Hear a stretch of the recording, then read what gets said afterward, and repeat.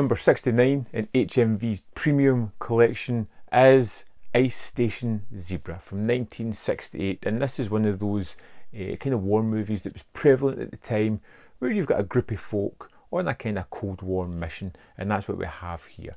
We've got Rock Hudson playing Commander Faraday, who is a nuclear sub-commander, and he is tasked with this mission. You get a little preamble at the start, which I won't run into, which is basically he's going to go to this ice station in the North Pole, and he's going to rescue people that are stranded there and in danger. Simple enough. But of course things could never be as simple as that, and he is given an additional passenger of Jones, played by Patrick McGoohan, who he knows nothing about. He doesn't know what his mission is, and this is like a little bit of an oddball thrown into this. And Faraday's a smart man and kind of assumes fairly early on that he is on a decoy mission while McGoohan is really doing the proper mission. And they pick up another passenger, two in fact, one in the form of Ernest Borgnine playing Voslov, a ex-KGB kind of member who's joined the American side and is helping them, and Jim Brown, who is a army commander who's there with a platoon squadron to help out in case things get a little bit ropey later on. And it's all about the fight for information. Who has the knowledge, has the power. There is this film with the various information on it, and basically the Russians and the Americans are trying to get to it first so that neither has the upper hand. And it's so wonderfully staged that I was drawn into this kind of movie. Like I said, it's not really something that you get made these days, but I really did appreciate the kind of look and style of it, and you get these actors doing really good performances who, even when they're just sitting conversing, had me captivated at what I was watching.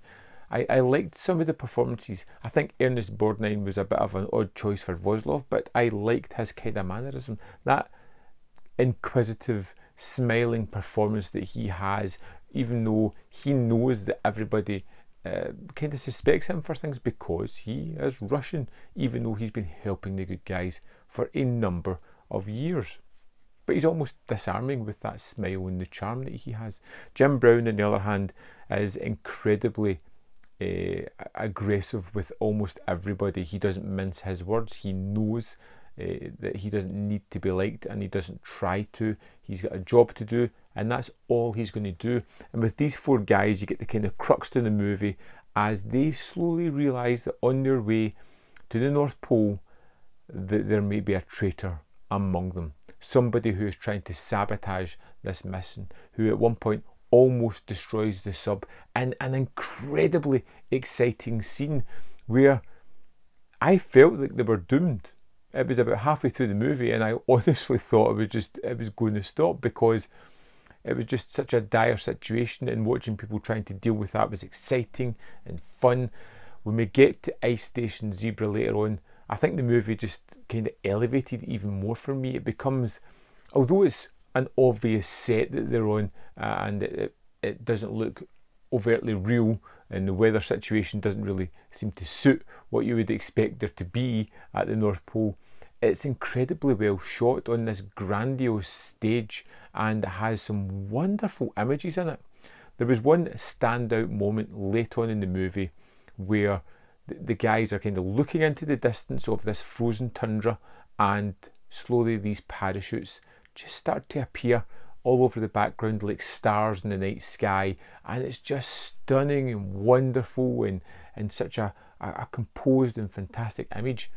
And that's what this movie gave me: composed, well thought out, nice images with a kind of Cold War thriller movie wrapped in it as well, which kept me genuinely engaged, wondering who the traitor was going to be, wondering how the situation was going to end itself.